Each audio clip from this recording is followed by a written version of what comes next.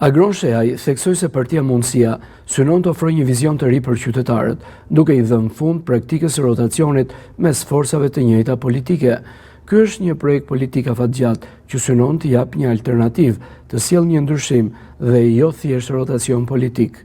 Sipas tij, bazuar në sontazhet e kompanive të huaja, Partia Mundësia pritet të marrë mesatarisht 10% të votave në rang kombëtar, çka mund të përkthehet në një mandat në qarqet ku ka më shumë se 10 deputet.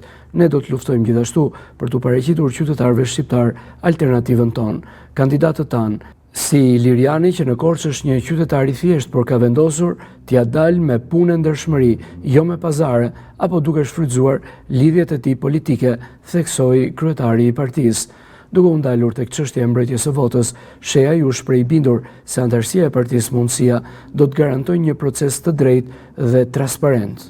Ilirian Agolli është kandidati i vetëm kryesor për qarkun e Korçës për këtë forcë politike.